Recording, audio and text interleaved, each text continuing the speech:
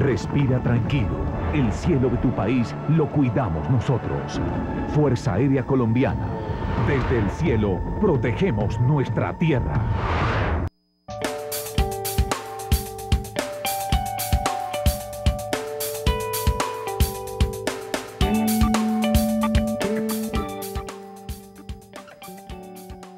Bienvenidos y bienvenidas al auditorio Luis Guillermo Vélez del edificio nuevo del Congreso a este importante foro de interés nacional, implicaciones y efectos del matrimonio igualitario en Colombia.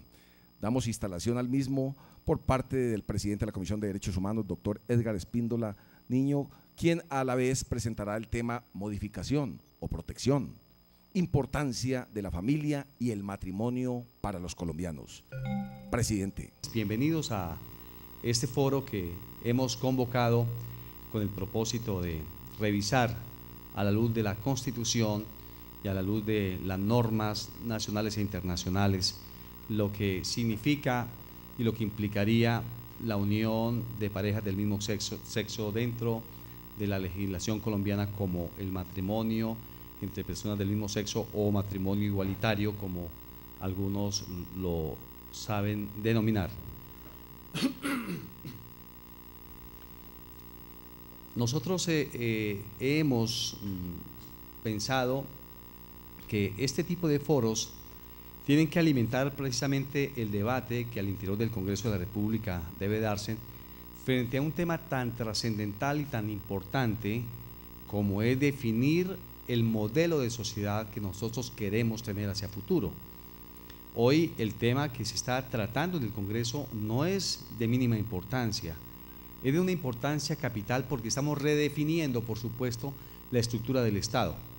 Redefiniendo la estructura del Estado de la concepción misma del núcleo fundamental de la sociedad que se llama familia, que el constituyente primario en la Asamblea Nacional Constituyente tuvo a bien, a través de sus constituyentes, plasmar y definir el Estado como un Estado social de derecho. Recordemos que la Constitución de 1886 definía al Estado colombiano como un Estado de derecho, pero el gran avance, sin lugar a dudas, de la Constitución de 1991 es que pasamos de ser un Estado de derecho y convertirnos en un Estado social de derecho. Uno diría, pero ¿cuál es la diferencia si los problemas persisten? ¿Cuál es la diferencia si no noto que haya un cambio sustancial en el modelamiento de la nación, de cambiar de un Estado de derecho a un Estado social de derecho? Por lo menos en el papel, lo que debemos decir es que en un Estado de derecho es el ciudadano el que tiene que doblar la rodilla, o como diríamos coloquialmente, quitarse el sombrero y hacer la venia al Estado. Así definimos el Estado de derecho. Pero en la concepción de Estado social de derecho, ahora se invierten los papeles. Ahora le corresponde entonces al Estado doblarle la rodilla o quitarse el sombrero y hacer la venia al ciudadano, por lo menos en el papel. Eso lo que significa es que entonces ya no está el hombre presto al servicio del Estado, sino que la concepción de Estado social de derecho es el Estado el que debe estar presto al servicio del ciudadano. Y en ese marco, la Constitución del 91 entregó un capítulo de garantías, de derechos fundamentales, que son la carta de navegación para todos los colombianos. Bueno, la Constitución del 91 ha tenido como unas cerca de 30 reformas aproximadamente, y cada día pues le vamos quitando, le vamos poniendo, a diferencia de muchas constituciones como la de los Estados Unidos, que para que se haga una enmienda constitucional involucra prácticamente mover y movilizar toda la nación. Aquí en Colombia relativamente es muy fácil, y por eso vemos cómo permanentemente se cambia el destino de la Constitución, producto de una u otra forma de una nación naciente y relativamente nueva como es Colombia, pese que nosotros, aunque llevamos cerca de 200 años de vida republicana, relativamente somos nuevos comparados con la tradición de muchos países europeos. Y en ese marco de Estado social de derecho aparece, por supuesto, la familia como núcleo esencial de la sociedad, sobre la cual toda la sociedad tiene que trabajar. Y por eso aparece la familia, porque la familia aparece antes del Estado. El concepto y la concepción de familia dentro del marco del derecho natural aparece antes de la creación de los estados. Y cuando nosotros hablamos del derecho natural, entendemos que dentro de las teorías y dentro de la concepción de los estados modernos, siempre se utilizó el derecho natural como un eje, como un faro, como una guía para que los estados caminaran por allí. Los juristas hablan del justnaturalismo. El justnaturalismo no es más que el derecho natural, que es el que estamos viendo reflejado en la naturaleza. Cuando yo salgo al campo, miro, por ejemplo, cómo evoluciona el ciclo hidrológico, cómo el agua se evapora, cómo se condensan las nubes, finalmente cómo nuevamente cae a la tierra en forma de lluvia, cómo viene en forma de ríos, cómo llega a los mares, cómo se evapora nuevamente y forma el ciclo hidrológico. Eso hace parte del derecho natural. Cuando uno sale al campo y entonces miramos cómo el oxígeno es liberado por las plantas y las plantas asumen el CO2 y el ciclo funciona para que más oxígeno se produzca, eso se llama derecho natural. Cuando salimos al campo y miramos, por ejemplo, la naturaleza y miramos los árboles y encontramos cómo el fruto de ese árbol, que son deliciosos además, hace parte del derecho natural, pero para que ese fruto llegase a la mano del ciudadano o de quien lo consume, tuvo que intervenir el proceso natural, el componente macho y el componente hembra en la planta, y entonces aparece un fruto. Eso hace parte del derecho natural. Y entonces cuando miramos, por ejemplo, las aves del cielo o los animales que se mueven, encontramos que la forma de reproducirse es el componente macho y el componente hembra. Ese es el derecho natural. Y cuando miramos a la sociedad, encontramos que en la sociedad no hay sino dos tipos de sexo, que es el sexo macho y el sexo hembra, representado en el hombre y en la mujer, que hacen parte precisamente de esos animales superiores de que hablan la ciencia. Somos animales superiores, pero para que nos podamos reproducir está el componente macho y el componente hembra. Eso hace parte del derecho natural. Y quienes en un momento determinado positivizaron la norma, es decir, cogieron el derecho natural y lo plasmaron en un documento, lo positivizaron, eso se llama positivizar. Entonces miraron qué pasaba en el derecho natural para poder plasmarlo en el derecho positivo. Y ahí aparecen las constituciones y aparecen las leyes. Y en ese marco del derecho natural, entonces el constituyente en Colombia, mirando lo que pasaba en todo el mundo dentro del derecho natural, dijeron que era importante definir en Colombia la familia como el núcleo esencial, fundamental de la sociedad. Sobre todo lo demás tiene sentido. Por eso cuando encontramos, por ejemplo, proyectos que hoy buscan que se acabe el derecho natural dentro del marco de la familia, pues obviamente tenemos que abrir foros de discusión para mirar qué implicación puede tener ese nuevo modelo de sociedad que nos están planteando. Y es que la Corte Constitucional ha venido asumiendo posiciones que de una u otra forma lo que nos demuestran es que están legislando por la vía de la interpretación. En Colombia hay separación de poderes y tenemos el poder legislativo, que hace las leyes, representado en el Congreso, tenemos el poder ejecutivo, que lo representa el presidente de la República, y tenemos el poder judicial representado en las altas cortes, en la justicia.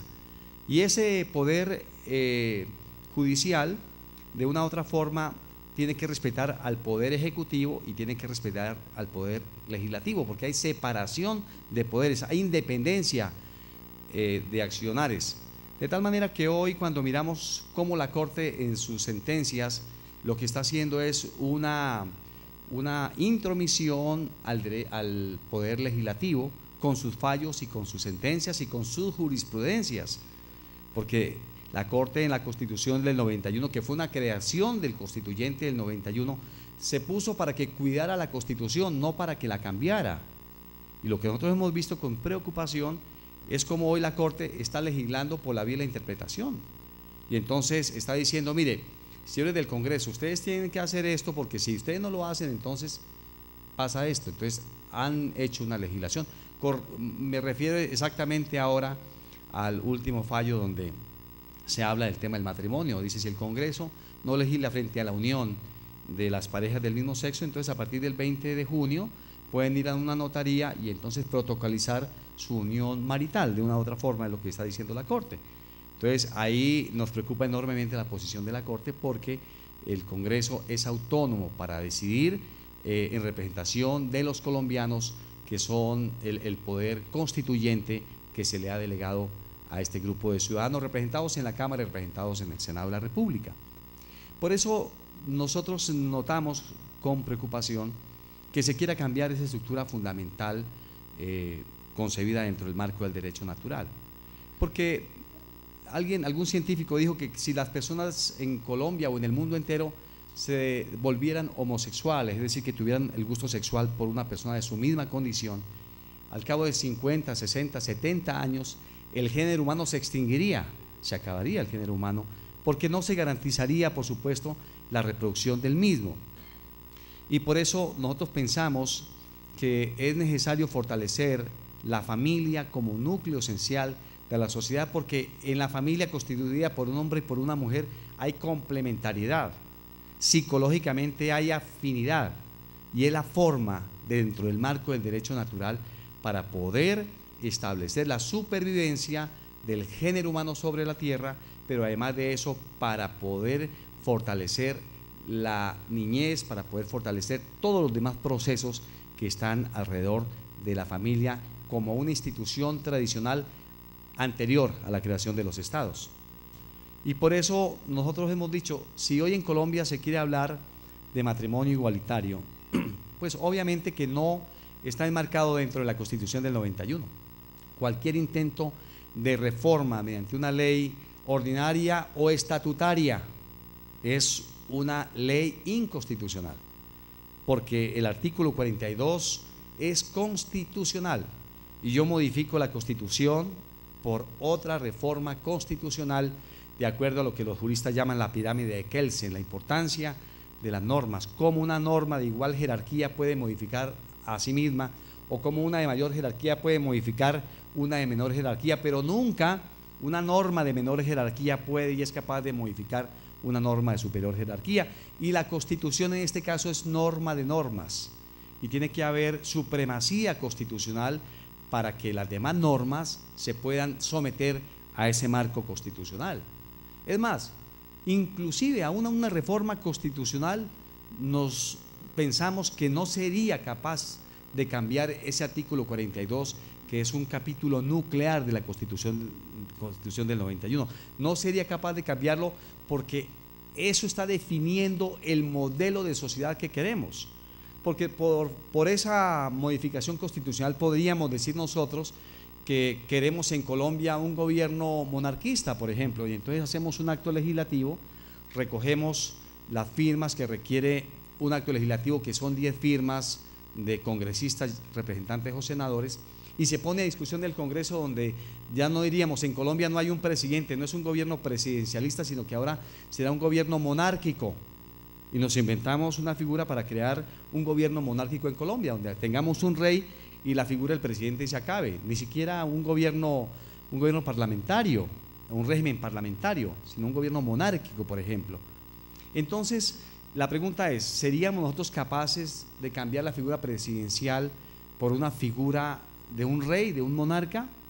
Uno diría, pues sí somos capaces porque la norma lo permite, pero como el constituyente primario fue el que decidió que en Colombia tuviéramos un régimen presidencial, y es un tema nuclear dentro de la consolidación del Estado, entonces ahí no podríamos inclusive llegar a hacer esa modificación, sino tendríamos que convocar a una Asamblea Nacional Constituyente para que sean los ciudadanos, a través de una asamblea, la que diga el modelo de gobierno que quieren que se tenga.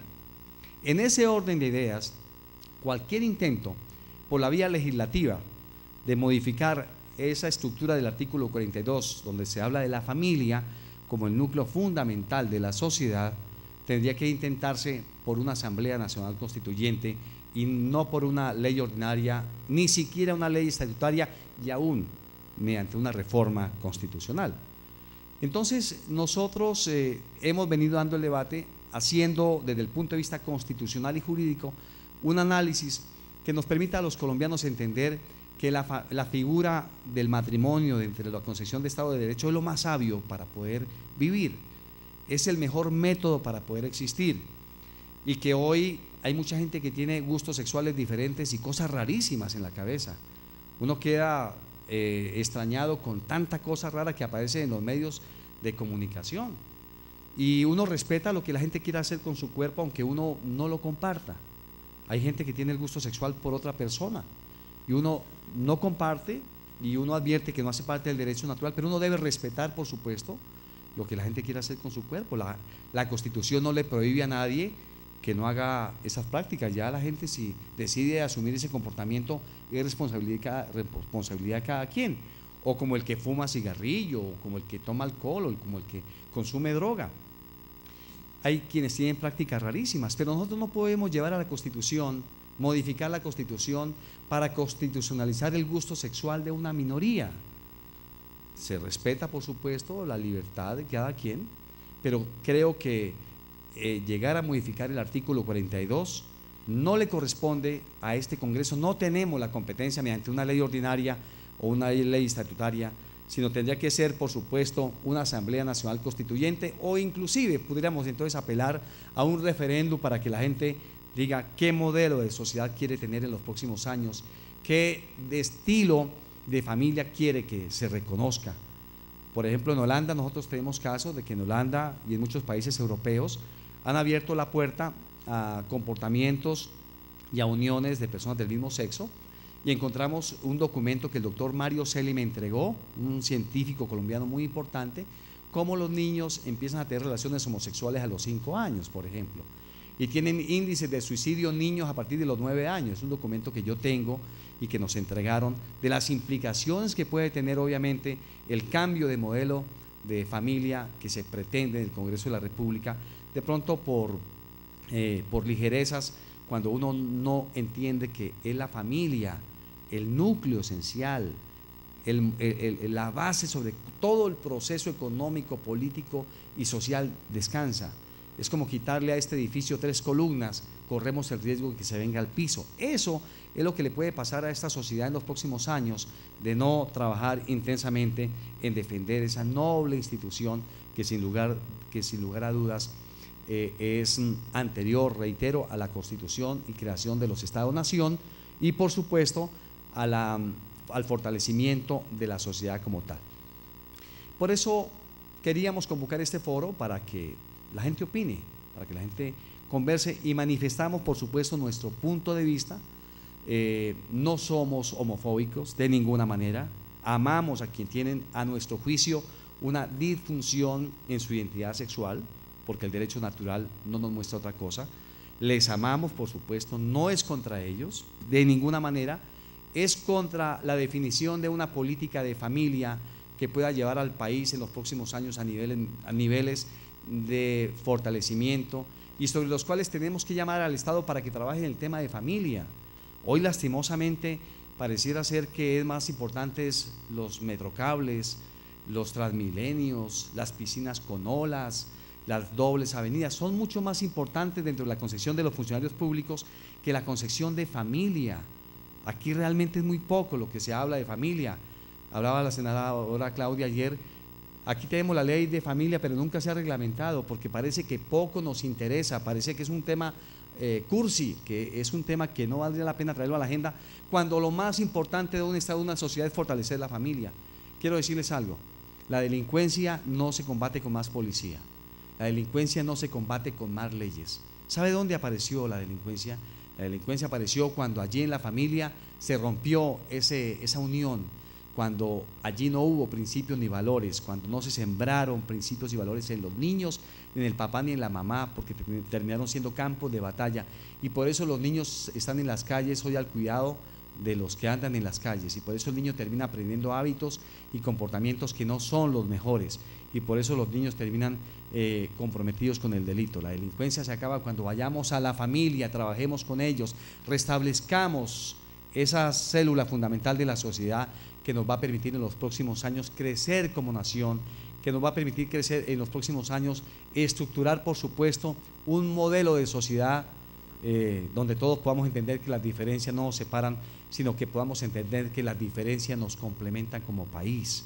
Y en ese principio estamos comprometidos, y en ese principio creo que seguimos defendiendo, por supuesto, la causa de que en Colombia se mantenga el matrimonio dentro del derecho natural, la unión de un hombre y una mujer, que es lo que nos enseña el derecho natural, pero además nos corresponde a todos cumplir fielmente la Constitución y las leyes, porque un día prometimos solemnemente ante los colombianos hacerla respetar y hacerla prevalecer frente a normas de menor jerarquía. Y esa es la discusión que estamos dando en el Congreso de la República, y es la discusión que estamos planteando en el seno de la sociedad, para que si quisiéramos en un momento determinado cambiar el modelo de sociedad que tenemos, no sea el Congreso, sino sea la sociedad a través de un referendo o de una Asamblea Nacional Constituyente la que tenga que tomar esa tremenda y gran decisión tan trascendental en la vida de la sociedad colombiana. Yo les agradezco enormemente la asistencia.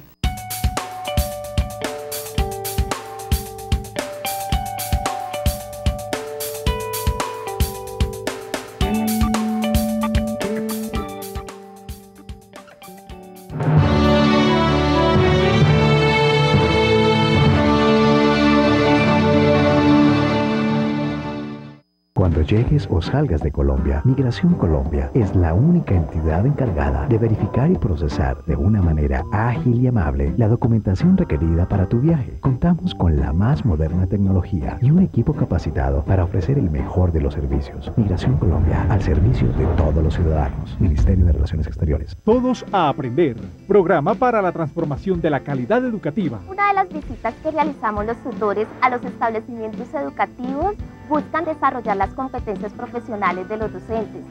Calidad educativa sí es posible, cuando todos los actores nos involucramos y nos comprometemos. Allí sí hay calidad educativa. Con el compromiso de todos, seguiremos transformando la calidad educativa.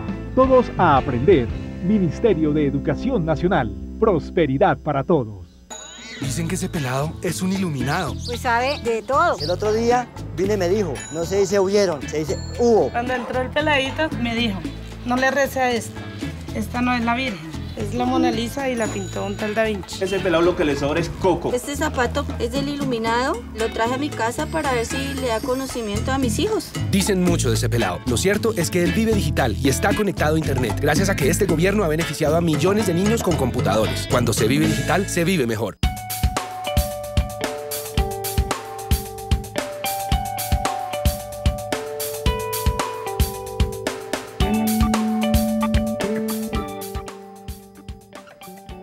Yo quisiera el día de hoy referirme muy puntualmente a lo que se ha encontrado en las investigaciones acerca de los efectos que producen las nuevas estructuras familiares en los niños y las niñas. Es un hecho contundente que las emociones en el ser humano están programadas de una forma biológica, aparecen a los pocos días del nacimiento en la vida de cualquier ser humano.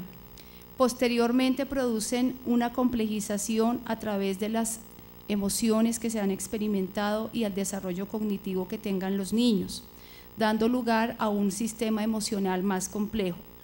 ¿Cómo se puede favorecer el desarrollo de los niños?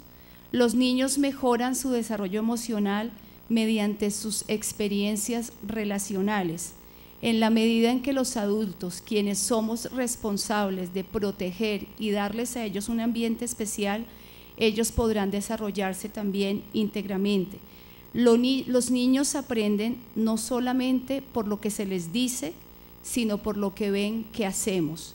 Y hay 4 elementos importantes que quisiera que tuviéramos inicialmente en cuenta de cómo es que se va a generar un patrón de comportamiento en los que serán los futuros adultos de una nación. El primer aspecto es a través de la observación. Los actos que nosotros hacemos frente a los niños son coherentes a lo que les queremos enseñar. Nosotros los sumergimos en un proceso de aprendizaje a través de la escolaridad, a través de la convivencia diaria y a través de los modelos que social y culturalmente les estamos estableciendo. Nuestros actos deben concordar con lo que estamos nosotros enseñando y diciendo. A través del escuchar, ¿qué es lo que las palabras que nosotros decimos marcan en el futuro de sus niños? que estamos nosotros relacionando entre palabras y acciones. Los niños también desarrollan su equilibrio emocional a través de conectar sus estados emocionales, cómo se sienten ellos, cómo nos sentimos nosotros y cómo pueden enfrentar las diferentes circunstancias que van a tener que sobrellevar en su proceso de socialización, en su proceso de crecimiento y en el futuro que ellos van a establecer para una nación. ¿Y cuál es el contexto en el que ellos se desarrollan? Serían los 4 factores más importantes. Se ha determinado que desde el nacimiento hasta los 6 años de edad, los niños son por naturaleza mucho más vulnerables. Las rupturas emocionales a las que ellos sean enfrentados alteran de manera significativa su bienestar y el desarrollo integral de los mismos. Las decisiones legales también pueden tener un fuerte impacto en el bienestar psicológico de los niños. Hablo de cuando los padres toman la decisión de separarse. Sí se presenta la separación de su principal figura de apego, que son los padres. Bowley, un investigador entre los años 1969 y 1973, Einstein Whiting en 1969, entre otros, han llevado a cabo numerosas investigaciones acerca de los efectos que producen los pequeños una separación. Los resultados de dichos estudios confirman que algunos niños de hasta 6 años de edad podrían ser lastimados de manera muy fuerte en sus emociones si se los separa del padre que representa su principal figura de apego. Estos niños podrían volverse ansiosos. Disculpen que me saltó mi copialina.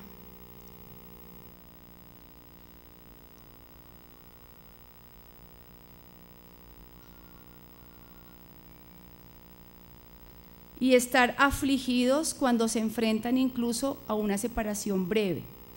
En el año de 1973, Bowley hizo esta aseveración: ha habido y sigue habiendo médicos clínicos y otros interesados en los niños que hallaron y siguen hallando difícil de creer que el hecho de que un niño pueda acceder o no a su figura de apego puede ser por sí mismo crucial para determinar si el niño o adulto es feliz o está afligido.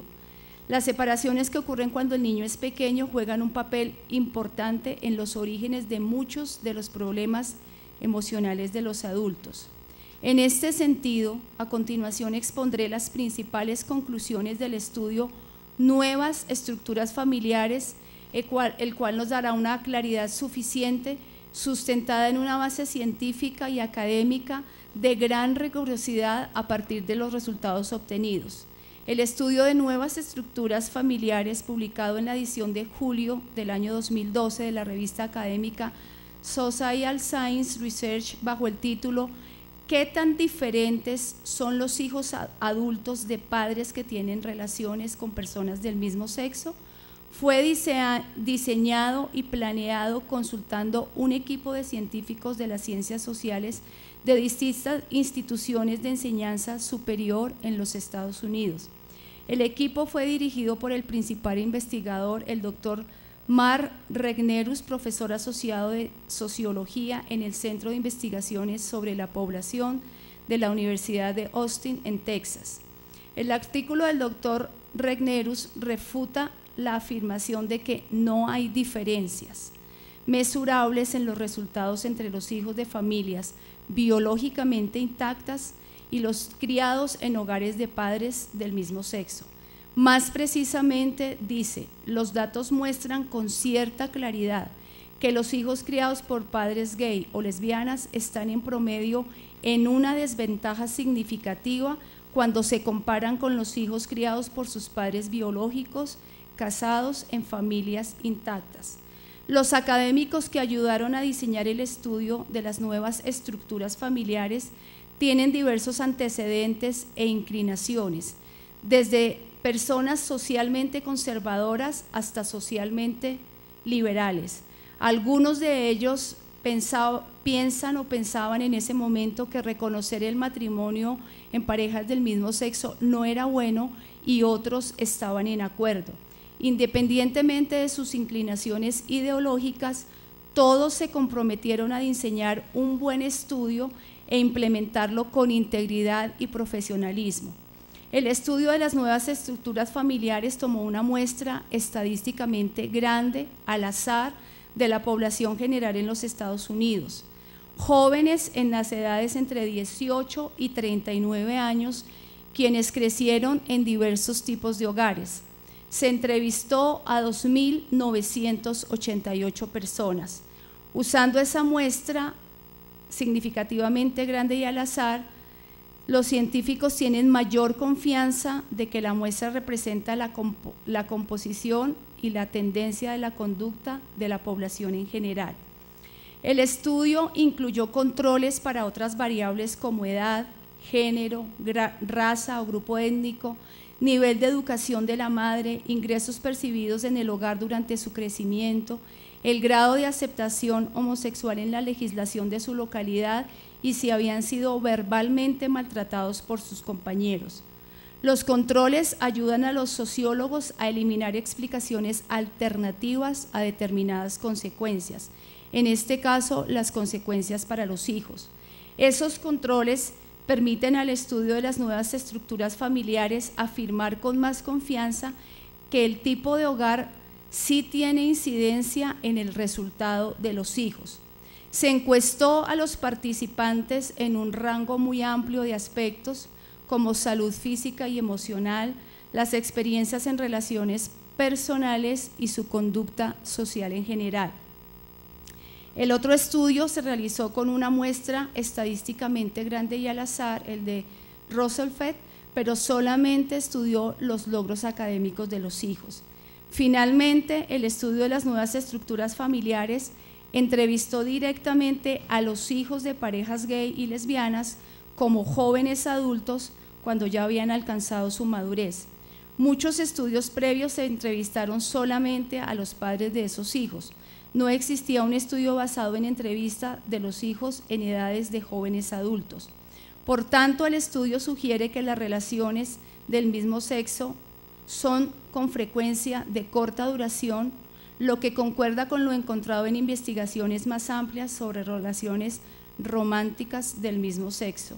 En 25 de las 40 variables evaluadas había diferencias estadísticamente significativas entre los hijos de familias biológicamente intactas y los de hogares donde la madre tuvo una relación o el padre con pareja del mismo sexo en áreas que son claramente subóptimas, como estar recibiendo asistencia social, necesitar terapia, infidelidad, enfermedades de transmisión sexual, haber sido víctimas de abuso sexual, niveles de educación alcanzado, seguridad en la familia de origen, depresión, adicciones, uso de marihuana y su frecuencia, así como algunas conductas delictivas. En 11 de las variables había diferencias estadísticamente significativas entre los hijos de hogares con familias biológicamente intactas y aquellos que reportaban tener padre o madre en relación con una persona del mismo sexo. La afirmación "no hay diferencia" bajo estos resultados es falsa.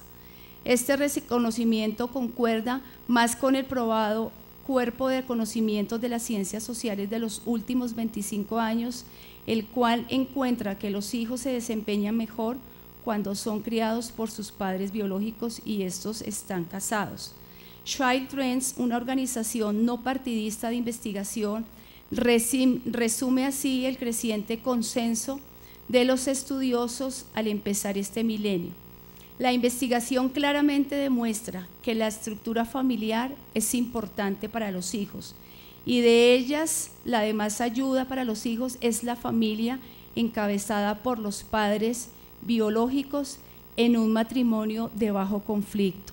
Importante reconocer que si bien es cierto la familia biológicamente intacta está atravesando por una crisis grande, por una crisis compleja, también es importante recalcar a la luz de este estudio en el que en este momento les voy a mostrar algunas gráficas de los resultados, que sigue siendo la mejor opción para la crianza de los niños. Similarmente, Sarah McLachlan, psicóloga de Princeton, y Gary Sandefur, psicólogo de Wisconsin, escribieron: Si se nos pidiera diseñar un sistema para asegurar que las necesidades básicas de los hijos sean satisfechas, probablemente vendríamos con algo muy similar a la estructura ideal de que convivan con ambos padres. Ese diseño en teoría no solo asegura que los hijos tienen acceso al tiempo y el dinero de los adultos, también provee un sistema de frenos y contrapesos que promueven una mejor paternidad. El hecho de que ambos padres tienen una conexión biológica con el hijo respecto de su desarrollo únicamente se puede dar a través de la procreación entre un hombre y una mujer, aumenta la probabilidad de que los padres se identifiquen con el hijo y construyan en él o en ella los cimientos de una vida emocionalmente sana e integralmente más equilibrada. El estudio en mención se tiene en cuenta 7 diferentes estructuras familiares. No solamente se tomó la muestra con familias conformadas por un hombre y una mujer, o la familia conformada por un hombre y su pareja del mismo sexo, o una mujer y su pareja del mismo sexo, sino que se tomaron familias de niños que habían crecido con padres adoptivos, padres divorciados, padres solteros, con padrastro o con madrastra. Eso no otorga una visión sesgada, sino que confirma la realidad de aquella estructura familiar que es la que generaría mayor equilibrio a nuestros niños. Yo quisiera que a continuación viéramos unas diapositivas que muestran el resultado de algunas de las pruebas que se hicieron. En esta diapositiva, en la parte de abajo donde están los círculos, si los alcanzan a ver, el primer círculo corresponde a los niños que crecen en un hogar de padres adoptivos. El segundo corresponde a las personas que han experimentado separación o divorcio. El tercer círculo corresponde cuando la madre tuvo una relación lesbiana. Las figuras que están en el centro, que es la familia intacta, el hombre, la mujer y su hijo. La siguiente es el padre que tuvo una relación gay, la siguiente padre o madre soltera, y la última corresponde cuando son criados con un padrastro o una madrastra. Esta primera diapositiva mide la frecuencia en el uso de marihuana en los últimos 12 meses. El color verde indica el resultado para la familia biológicamente intacta. El color naranja con borde blanco, resultados que fueron estadísticamente diferentes después de los controles, y la que no tiene color son los resultados que no fueron estadísticamente diferentes después de los controles. Ahí podemos apreciar que en la frecuencia en el uso de marihuana, el índice menor corresponde a la familia intacta, calificando de 1 a 6, donde 1 era nunca y 6 casi a diario. En la siguiente diapositiva se establece lo que es la frecuencia en el uso de tabaco en los últimos 12 meses. El orden es el mismo, los resultados son estadísticamente diferentes en las 6 estructuras diferentes de familia, y en la familia biológicamente intacta sigue siendo menor. Número de arrestos en esta población entre 19 y 34 años. Se calificó de 1 a 4, donde 1 es nunca y 4 muchas veces. Ahí están las alteraciones significativamente modificadas cuando vemos los resultados de lo que son las familias de los chicos adoptados, cuando hay divorcios. El índice más alto en este caso se presenta cuando el padre tuvo una relación gay, y el más bajo corresponde a la familia biológicamente intacta. Número de veces que se han declarado culpables en un delito no menor: 1, calificación de 1 a 4, 1 nunca, 4 muchas veces. El resultado sigue teniendo la misma tendencia. Las personas que en el momento en que fueron encuestadas dependían de la asistencia pública.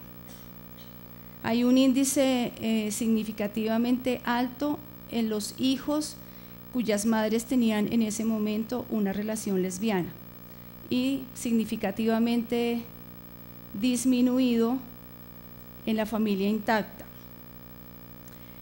Actualmente se encuentran desempleados. Resultado para la familia biológicamente intacta, el 8%. Resultado cuando son hijos adoptados, 22%, divorciado, 15%, madre que tuvo una relación lesbiana, 28%, padre que tuvo una relación gay, 20%, padre soltero, 13%, con padrastro o madrastra, 14%.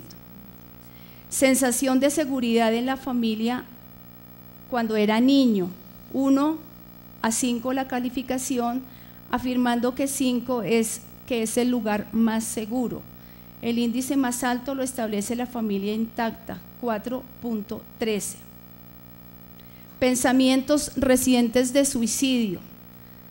En los resultados de la familia biológicamente intacta, de 5%. Hijos adoptados 7%, divorciados 8%, madre que tuvo una relación lesbiana 12%, padre que tuvo una relación gay 24%, padre soltero 5%, padrastro o madrastra 10%. Actualmente o recientemente necesitó asistencia de terapia. Adoptado 22%, divorciado 12%, madre que tuvo relación lesbiana 19%, familia intacta 8%, padre que tuvo relación gay 19%, padre soltero 13%, padrastro o madrastra 17%. Promedios actuales en nivel de depresión. El promedio en la familia del hijo adoptado 1.95, divorciado 2.01, padre que tuvo relación lesbiana 2.2, familia intacta 1.83, padre que tuvo relación gay 2.18, padre soltero 1.89, padrastro o madrastra 1.91. ¿Fue alguna vez tocado sexualmente por alguno de sus padres o por otro adulto? Adoptado 3%, divorciado 10%, madre que tuvo relación lesbiana 23%, familia intacta 2%, padre que tuvo relación gay 6%, padre soltero 10%, padrastro o madrastra 12%. ¿Fue alguna vez forzado a tener sexo contra su voluntad? Adoptado 23%, divorciado 24%, madre que tuvo relación lesbiana 31%, familia intacta 8%, padre que tuvo relación gay 25%, padre soltero 16%, padrastro o madrastra 16%. ¿Ha tenido alguna vez enfermedades transmitidas sexualmente? Adoptado 16%, divorciado 12%, madre que tuvo relación lesbiana 20%, familia intacta 8%, padre que tuvo relación gay 25%, padre soltero 14%, padrastro o madrastra 16%. Calidad de la relación romántica actual. Adoptado 3.79, divorciado 3.95, madre que tuvo relación lesbiana 3.83, familia intacta 4.11, padre que tuvo relación gay 3.63, padre soltero 3.95, padrastro o madrastra 3.8. Número de veces en que la relación actual ha estado en problemas: 1 nunca, 4 muchas veces. Adoptado 2.35, divorciado 2.43, madre que tuvo relación lesbiana 2.35, familia intacta 2.04, padre que tuvo relación gay 2.55, padre soltero o madre soltera 2.26, padrastro o madrastra 2.35. Tuvo un amante cuando estaba casado o cohabitando. Los índices pues son abiertamente claros. El punto más alto es cuando la madre tuvo una relación lesbiana, frente a un 13% que corresponde a la familia intacta. El más alto nivel de educación alcanzado también lo alcanza la familia biológicamente intacta. Mujeres con número de diferentes compañeras sexuales. El índice más bajo se presenta en las mujeres que fueron criadas en la familia intacta, con un 0.22. Mujeres con número de diferentes compañeros sexuales. Mantiene el nivel más bajo las mujeres que fueron criadas en familias intactas. Hombres con número de diferentes compañeros sexuales. 0.2 los que fueron criados en familia biológicamente intactas. Se identifica a sí mismo como heterosexual, 90% de los jóvenes, 61% quienes tuvieron madre con una relación lesbiana, 71% quienes tuvieron padre con una relación gay. Este fue el resultado de esta investigación, la reflexión y el punto que yo quisiera dejar a todos ustedes y a todas las colombianos y colombianas que nos están escuchando es si definitivamente vamos a seguir creyendo que la clase de relación no afecta significativamente a los niños, cuál es la responsabilidad social que nos corresponde frente a la nueva generación que tenemos que levantar, cuál es el desafío de la clase de estructura familiar que le queremos dar y cuál es el soporte con el cual queremos levantar a esa nueva generación. Esta es una decisión de todos los colombianos, es una decisión que nos debe llevar también a nosotros a buscar los mecanismos para fortalecer las columnas de las familias para que podamos tener niños y niñas sanos en Colombia. Muchas gracias. Cuando oía la intervención de la senadora Claudia Wilches, recordaba alguna intervención de el primer ministro inglés, el señor David Cameron. Don David Cameron, en el mes de agosto del año anterior, después de algunos desórdenes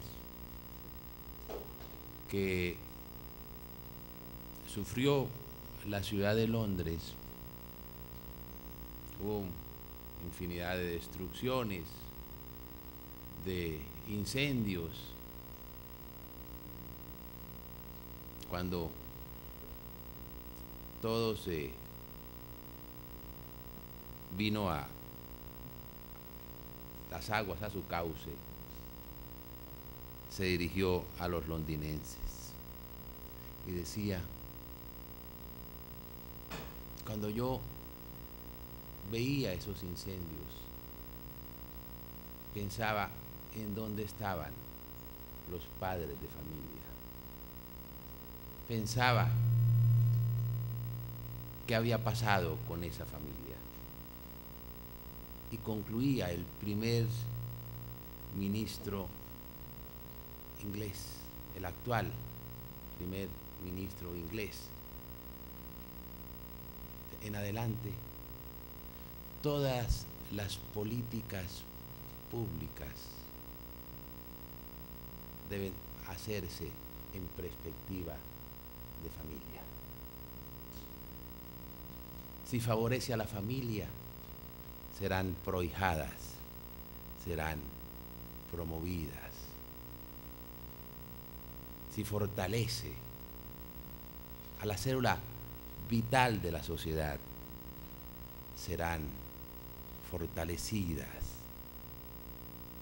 Entonces es indudable que en toda política pública, en todo diseño de carácter legal, de carácter social, debe ser prevalente la consideración familiar. Pero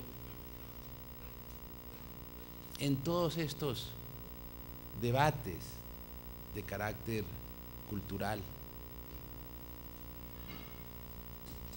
yo recuerdo mucho un extraordinario escritor, déjenlos,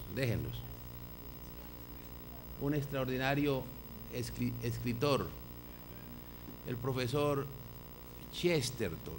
El profesor Chesterton dice que quien destruye la familia no sabe lo que hace, porque desconoce lo que deshace. Si hoy nos estamos doliendo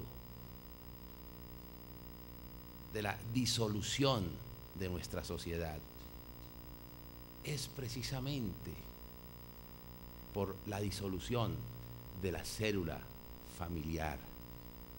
Si nosotros queremos restablecer la estructura social, ese restablecimiento de la estructura social no pasa sino por el restablecimiento de la célula familiar, que es el fundamento de toda la sociedad. Y eso no solamente es una convicción, ni un principio de orden natural, y un principio muy arraigado en nuestra sociedad.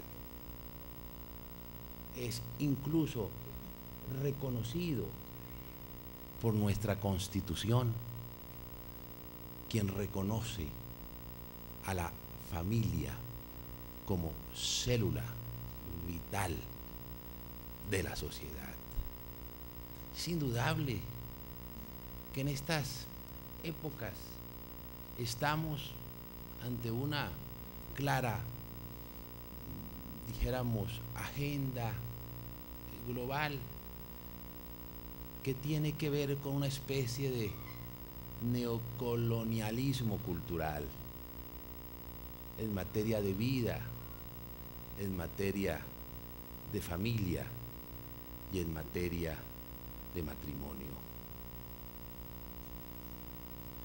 No quieren que nazcan el aborto, no quieren que vivan la eutanasia, quieren envilecernos la legalización de la droga.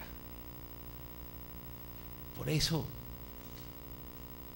y frente a una sociedad que tiene una identidad cultural, unos principios y unas concepciones que son absolutamente adversas a eso que se le quiere imponer dentro de lo que hoy se llama como lo políticamente correcto, pero no es más que una nueva tiranía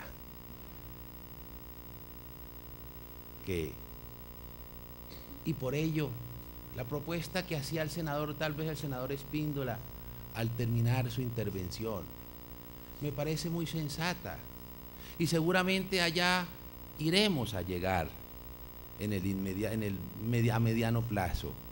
¿Por qué no consultarle a los padres de familia directamente si están de acuerdo o no con la legalización de la droga? ¿Por qué no consultarles a la sociedad, a los hijos, si están de acuerdo con matar a sus padres? ¿Por qué no consultar directamente a la sociedad toda si están de acuerdo con la legalización o con la aprobación del matrimonio de un mismo sexo? Es indudable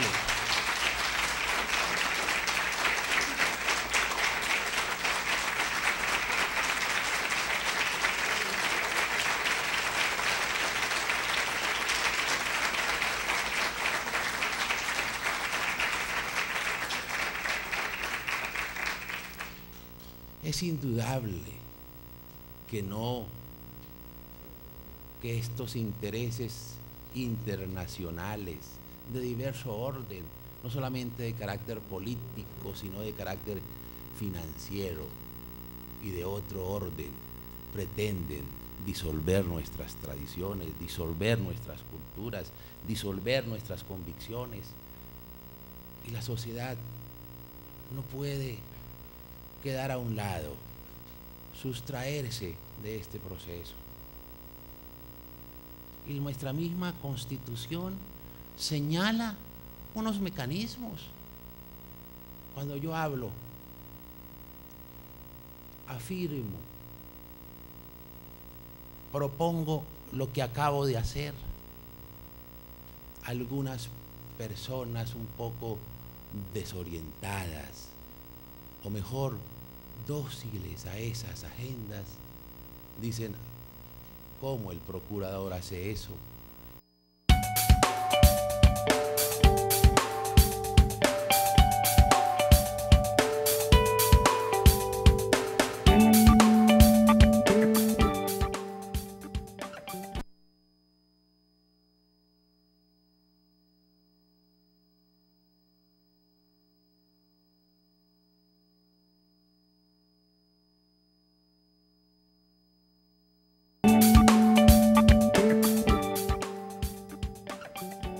Estando dentro de la Constitución y cumpliendo sus roles constitucionales y representando a la sociedad,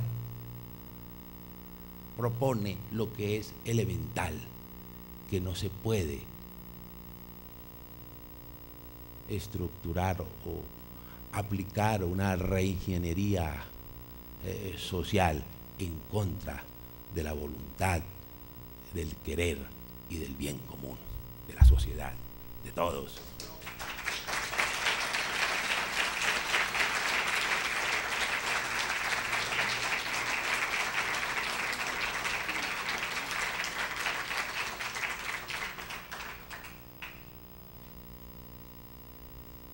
Frente a esa cultura nihilista, consultemos nuestras tradiciones, las de todos los colombianos, la de la sociedad colombiana, las que le han permitido a ella hacer presencia en todos estos años de vida republicana. Con toda esta laraca sobre el proyecto de ley sobre el matrimonio homosexual, y que al parecer algunos acudían a la decisión de la Corte Constitucional, pues estudié realmente si era cierto o si es cierto que la Corte Constitucional en su decisión, en su sentencia, dice lo que dicen que dice, y me encontré que no dice lo que dicen que dicen. Que la Corte Constitucional no habla de equiparar el matrimonio heterosexual, el matrimonio entre uno y una, con el matrimonio entre dos parejas del mismo sexo. Que la Corte Constitucional no ordena al Congreso que legalice el matrimonio homosexual. Eso no dice la Corte. Entonces, ahora sí, vale, rápidamente, me excusan estos prolegómenos, pero me interesó mucho las exposiciones del senador y de la senadora, y por eso quise epilogar un poco y asumir y recoger la propuesta que hiciera el senador Edgar. Es difícil pensar en un asunto que hoy en día concita más pasiones y genere más división entre los colombianos que el denominado matrimonio entre personas del mismo sexo. Un debate que apenas comienza en el mundo occidental, que los países de tradición no cristiana ni siquiera se han atrevido a tocar, y que sin embargo en nuestro país muchos quieren darlo por terminado sin un debate serio y profundo como el que estamos proponiendo, que se consulte a la sociedad, estigmatizando a quienes opinan distinto. Sí que sabemos algunos acá de lo que significa el matoneo mediático y el bullying mediático. Sí que lo sabemos.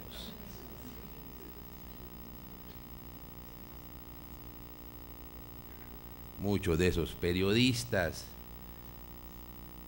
entre porro y porro y entre pase y pase tienen el deporte de estigmatizar a quienes no aceptamos determinadas ideologías, porque es una ideología.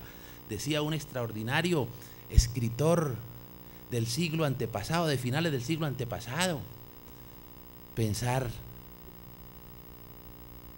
de manera distinta al de aquellos que se dicen tolerantes es lo único que el partido de la tolerancia no puede tolerar.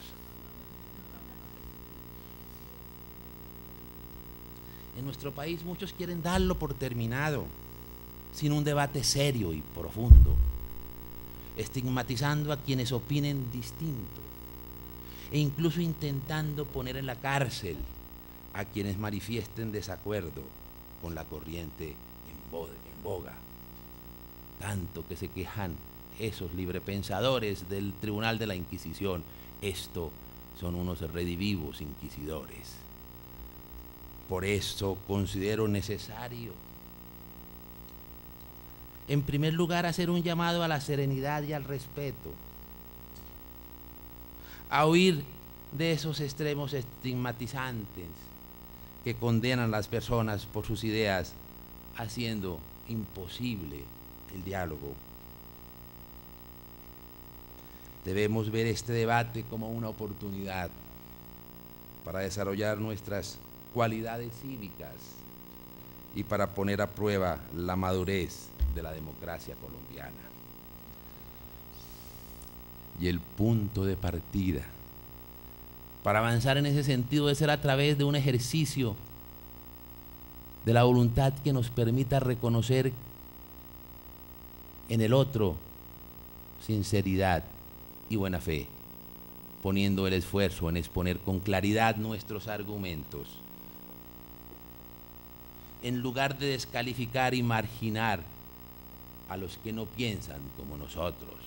Basta una afirmación en defensa de la familia natural, basta una afirmación en defensa de la vida a partir de la concepción, basta una afirmación por defender la muerte natural del enfermo terminal para recibir el dedo acusador. ¿Sí?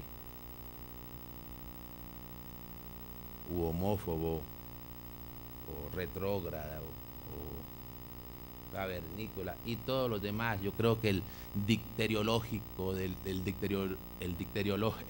los dicterios de la preciosa lengua castellana se han agotado para señalar y estigmatizar a quienes en ejercicio de los derechos que también son derechos humanos, el derecho a la libertad de pensamiento y a la libertad de conciencia, se atreven a discrepar sobre estos dogmas laicos.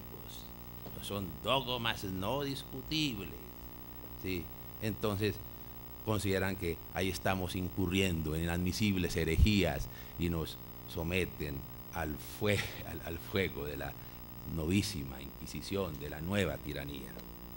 De este debate solo pueden quedar excluidos quienes actúen a través de agresiones y descalificaciones personales, degradando progresivamente el debate político, sembrando actitudes violentas que terminan representando una verdadera amenaza para la convivencia pacífica. Dentro del breve tiempo que dispongo para esta intervención, simplemente quiero llamar la atención sobre dos aspectos. Primero, el marco jurídico que la Corte Constitucional señaló en la sentencia 577 de 2011.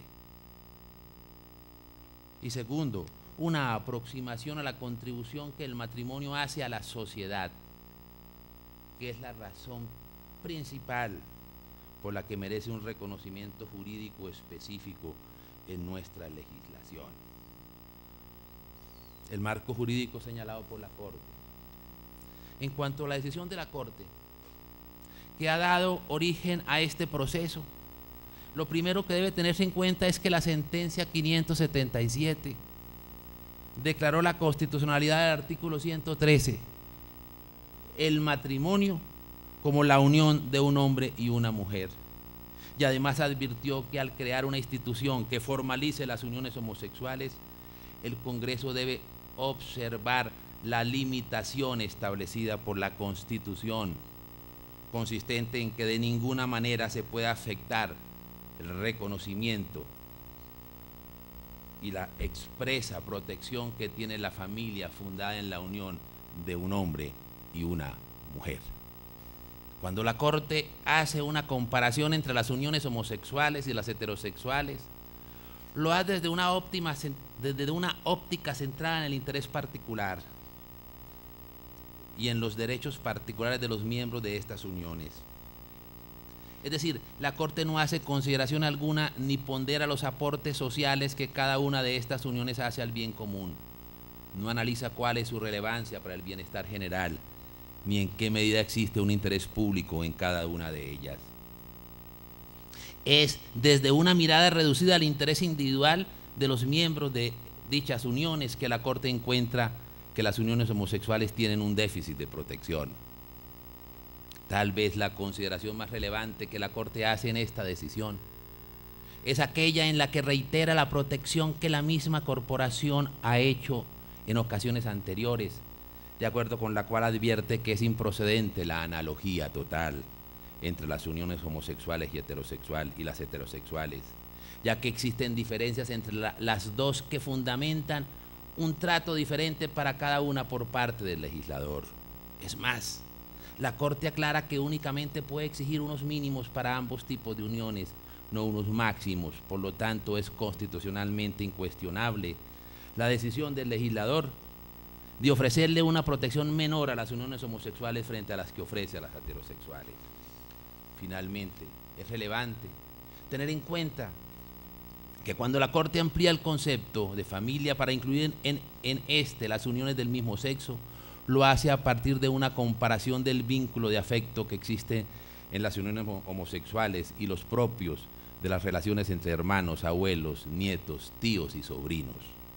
Es en los aspectos comunes que existen entre esos tipos de relaciones que la unión homosexual puede entenderse como familia, según la Corte.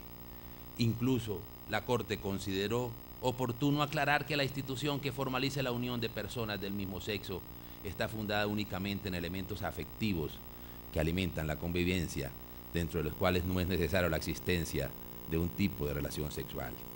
Es evidente entonces que son infundados los llamados que se hacen al Congreso para redefinir el matrimonio, eliminando elementos esenciales como su carácter sexuado y su orientación a la procreación, paso imprescindible para extenderlo a las uniones del mismo sexo, basados en una supuesta obligación establecida por la Corte Constitucional en tal sentido.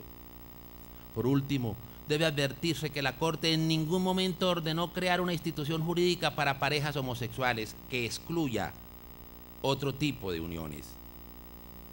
Pues al no ser necesario el elemento sexual, la Corte abre la puerta para que el Congreso cree una institución abierta a reconocer la convivencia de hermanos, abuelos, nietos, tíos y sobrinos y otro tipo de formas de convivencia familiar no sexuales, en las que existe algún grado de afecto y convivencia sin que el Estado pueda exigir requisitos en cuanto al grado o intensidad del sentimiento que deben experimentar quienes busquen formalizar su unión, cosa que no solo es irrelevante desde el punto de vista jurídico, sino además imposible de comprobar. Más allá del interés particular que los individuos puedan tener en el matrimonio y la familia, que repito fue el aspecto al que la Corte Constitucional limitó su estudio, existe también una dimensión pública de esas instituciones que es irresponsable no abordar. Le corresponde pues al Congreso, así como a la sociedad en general, involucrarse en el estudio de los aspectos relativos al interés público que están involucrados en la familia fundada en la unión estable de un hombre y una mujer, orientada naturalmente a la procreación, la ayuda mutua y la crianza de los hijos.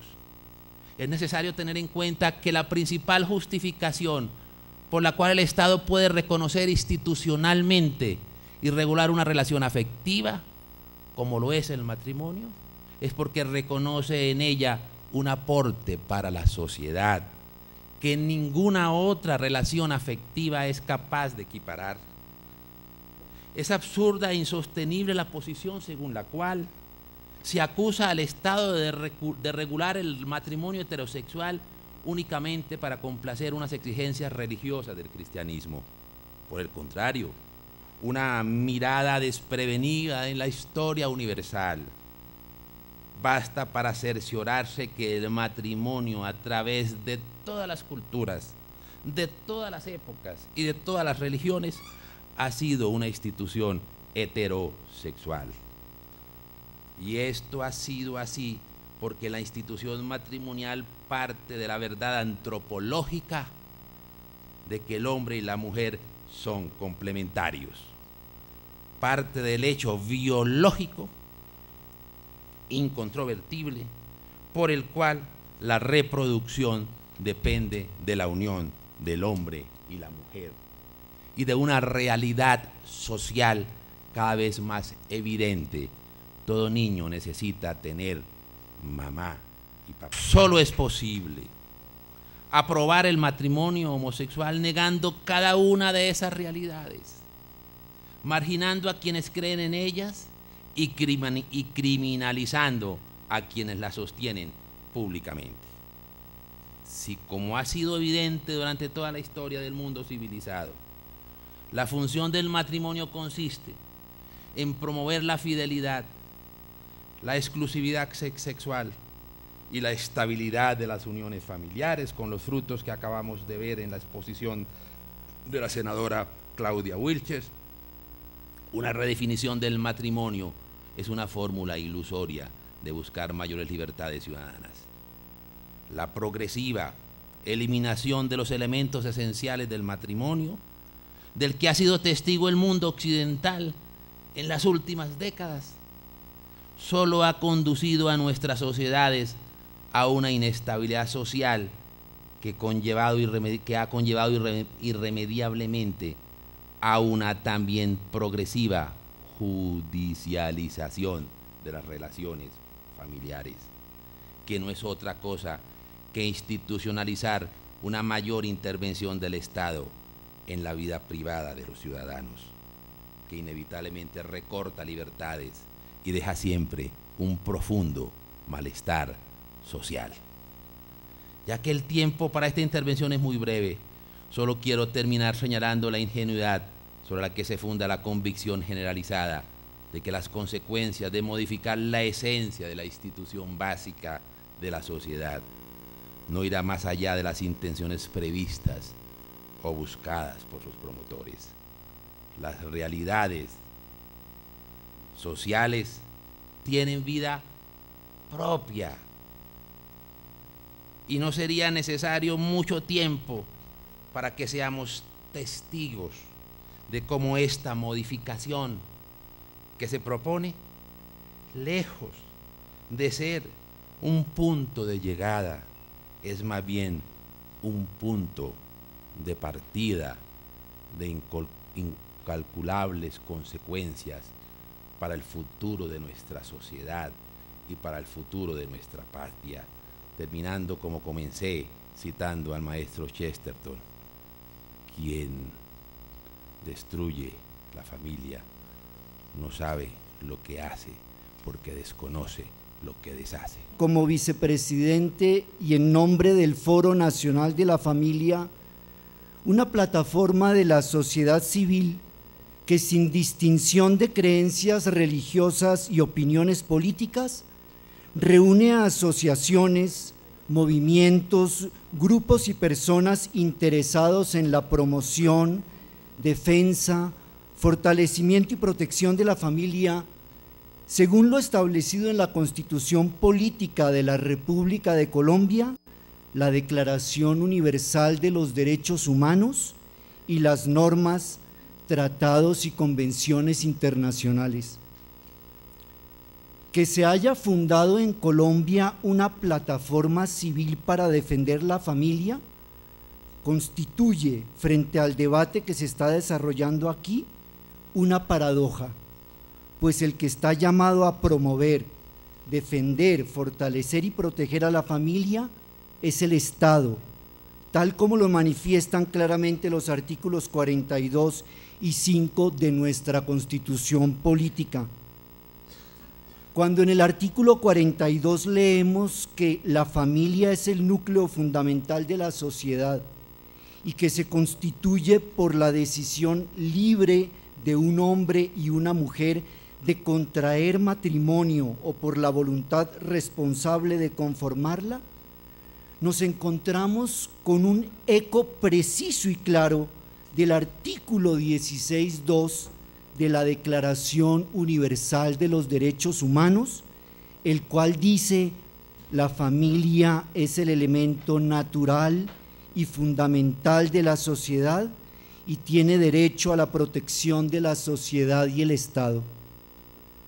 Pero ¿qué es lo que realmente se está afirmando con estas palabras? ¿Se trata acaso de una fórmula fruto de una mera convención social y cultural? Es decir, ¿acaso el matrimonio y la familia son un invento social y cultural? Cuando el 10 de diciembre de 1948 las Naciones Unidas declararon la universalidad de los derechos humanos, su acto no fue una otorgación, una concesión de derechos a la persona. Por el contrario, la declaración reconoce y reconoció unos derechos, ella no los confiere. ¿Qué significa esto y qué consecuencias tiene esta afirmación? Cuando la ONU reconoce la universalidad de los derechos humanos, está afirmando de manera categórica que los derechos humanos son inherentes, constitutivos de la persona humana, es decir, que se desprenden de la misma naturaleza y dignidad de la persona humana. Más claro aún, cuando la declaración reconoce, por ejemplo, el derecho a la vida, el derecho a formar una familia, no es porque la ONU, a través de la declaración, nos esté concediendo por benevolencia esos derechos a los seres humanos, como si dichos derechos fueran fruto de un consenso político o social. Si así fuera, podrían ser abolidos e incluso transformados por la presión y el gusto de una minoría o una mayoría. Por esta misma razón, los derechos humanos son inviolables, es decir, nadie, ninguna institución, ningún grupo, ninguna autoridad los puede vulnerar. De lo contrario, se contribuiría a la destrucción de la persona y la sociedad. Además, la universalidad de estos derechos implica que no están fundados en ninguna ideología y que nadie, ningún grupo o partido los puede reclamar para sí o manipularlos. Así pues, cuando la Declaración Universal de los Derechos Humanos y en la Constitución Política se afirma que la familia es el elemento natural y fundamental de la sociedad y tiene derecho a la protección de la sociedad y el Estado, y que es el elemento fundamental de la sociedad y está constituida por la decisión libre de un hombre y una mujer de contraer matrimonio o por la voluntad de conformarla, no es porque se esté haciendo una concesión, sino afirmando, vale la pena repetirlo, una realidad inherente a la naturaleza humana y que por ser natural es anterior a la ley. Todos sabemos que la ley tiene su fundamento en la naturaleza de las cosas y que la justicia significa dar a alguien lo que le corresponde según su naturaleza. Si así no fuera, el que hace las leyes podría invocar su propia apreciación subjetiva, sus opiniones, sus gustos y convicciones ideológicas como parámetro no solo para legislar, sino para crear nuevas realidades e incluso abolir otras. Todos sabemos que el matrimonio y la familia, que son conceptos inseparables, son anteriores a la ley, porque son anteriores a toda determinación cultural, social y económica. La sociedad tiene su origen en la unión del hombre con la mujer, de la mujer con el hombre, de la cual nacerán los hijos. Así, la familia es la primera sociedad y la única base de las diversas sociedades y culturas que han habitado el planeta. Esa prelación de la unión del hombre y la mujer, hay que repetirlo una vez más, no se debe a una concesión de la ley, a una convención cultural, sino al hecho fundamental de la naturaleza ontológica y diferencial de la condición del varón y de la mujer. Así pues, la única unión que puede llamarse matrimonio y de la cual se deriva la familia es la unión entre un hombre y una mujer. Todos reconocemos esta verdad. Somos hijos, hemos nacido en un hogar, tenemos un padre y una madre, nos hemos casado y somos padres y tenemos hijos. Todos sabemos que la unión del hombre y la mujer corresponde a una ley natural inscrita en nuestra condición de hombres y mujeres. Nos casamos y formamos familias porque respondemos a nuestra condición ontológica de hombres y mujeres. Todos sabemos que la única unión que puede llamarse con pleno derecho matrimonio es la unión entre un hombre y una mujer. Y así lo reconoce la Declaración Universal de los Derechos Humanos y la Constitución Política. Todos sabemos que el término familia solo se puede aplicar con pleno derecho a esa realidad que se funda en la unión entre un hombre y una mujer, porque es la única unión que posibilita la transmisión de la vida. Desconocer esta realidad natural es como si alguien quisiera desconocer, por ejemplo, la ley de la gravedad. Realidad natural es como si alguien quisiera desconocer, por ejemplo, la ley de la gravedad. Las leyes de la naturaleza no son un invento ni una convención social, son realidades inherentes a la misma naturaleza, las cuales garantizan que la misma naturaleza subsista y no se destruya. Si alguien anunciara hoy que la ley de la gravedad es una creación de la cultura, una convención inventada para prohibirnos volar y que desde mañana podemos lanzarnos desde las ventanas, todos nos extrañaríamos y nos reiríamos inmediatamente. Pues bien, en Colombia, la Corte Constitucional dijo que la definición de familia y matrimonio que está en la Constitución es estrecha y restrictiva, es decir, que dicha definición atenta contra los derechos humanos, pues no permite que individuos del mismo sexo puedan formar una familia. ¿Qué significa esto? Que la Corte se arroga el derecho de redefinir la naturaleza de las cosas y en este caso la de redefinir la naturaleza del matrimonio basada en la unión entre un hombre y una mujer. Uno se pregunta, y seguramente los televidentes también se preguntarán, ¿desde cuándo el legislador tiene la potestad de redefinir la realidad y la naturaleza de las cosas? ¿Está el legislador por encima de la ley natural, de la naturaleza, cuya expresión es la realidad que nuestra razón capta, reconoce y experimenta de manera vital? Si un individuo, hombre o mujer, acude al legislador para reclamar un supuesto derecho a unirse con otro individuo de su mismo sexo, el legislador no tiene la potestad para hacerlo. En primer lugar, porque la condición previa y natural, reconocida por la ley misma y a la cual la ley debe su razón de ser, no está dada. La naturaleza no hizo al varón para unirse en matrimonio al varón, ni a la mujer para unirse al matrimonio con otra mujer. En este tipo de relación no hay, pues, posibilidad de conyugalidad ni de transmisión de la vida. No hay ninguna posibilidad de que la sociedad subsista y se perpetúe. Un hombre puede invocar y reclamar el derecho a unirse en matrimonio con una mujer y viceversa, porque es algo propio de su naturaleza y constituye además un acto de justicia concedérselo, pues la justicia significa dar a alguien lo que corresponde a su naturaleza.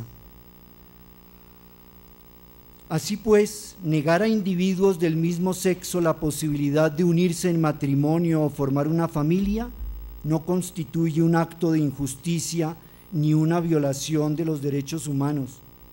Ahora bien, hoy en día algunos sectores de las ciencias humanas, sociología, antropología, psicología, han pretendido justificar un supuesto derecho a las uniones de individuos del mismo sexo, pero para poder hacerlo, se han visto naturalmente en la necesidad de negar u obviar la realidad antropológica y natural de la condición ontológica y biológica del hombre y la mujer. Por eso, hoy en día se suele hablar de preferencias y orientaciones sexuales diversas y se dice que el legislador debería no solo reconocer dichas preferencias y orientaciones sexuales, sino elevarlas a categoría de derechos humanos. ¿Desde cuándo los gustos y preferencias que puedan tener un individuo o un grupo deben convertirse en derechos humanos? Si una persona decide por gusto propio o por preferencia comer solamente verduras y prescindir de la carne y los lácteos, no puede pretender elevar su gusto y su preferencia personal a derecho humano. Es decir, no puede ir ante el legislador a exigir su derecho a que de ahora en adelante todos los restaurantes del mundo deban tener en su menú un plato que responda a sus gustos,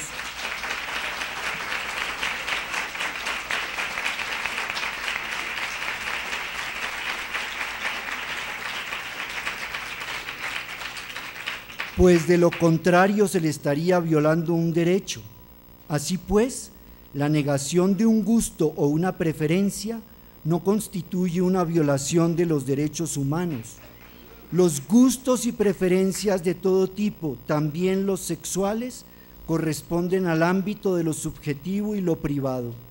Si dos individuos del mismo sexo desean vivir juntos, como de hecho lo han hecho y lo hacen muchos, es un asunto que solo les concierne a ellos.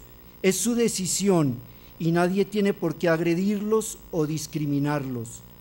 Pero el Estado no tiene el poder para reconocer dicha convivencia como una realidad natural, ni el poder para concederle un estatus jurídico de familia o matrimonio, pues no lo es.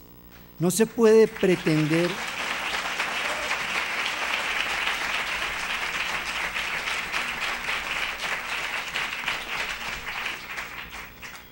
y si se trata de un asunto de desprotección legal, no existe tal. La ley permite que una persona herede sus bienes a quien quiera y una persona también puede afiliar a otra cualquiera un seguro médico. Se ha visto entonces que el intento de reconocer las uniones de individuos del mismo sexo como un derecho y equipararlas al matrimonio y la familia implica negar y destruir la realidad misma del matrimonio y la familia como la unión exclusiva del hombre y la mujer, reconocida como tal por la Declaración Universal de los Derechos Humanos y la Constitución Política de Colombia, pese a las sentencias de la Corte Constitucional, las cuales, y para las personas que las han podido leer, no resisten un serio análisis jurídico, filosófico y lógico.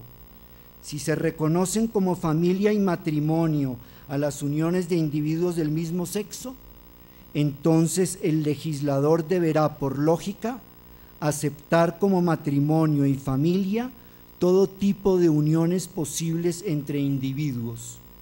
Si el asunto es de preferencias y orientaciones sexuales, entonces cualquier individuo puede exigir y reclamar el derecho a unirse no solo a un individuo, sino a varios. Así pues, la puerta quedaría abierta a lo que se ha llamado el poliamor, es decir, al reconocimiento de relaciones de múltiples parejas. Quisiera en este momento mencionar algo que está estrechamente relacionado con lo que estamos exponiendo aquí. Todas las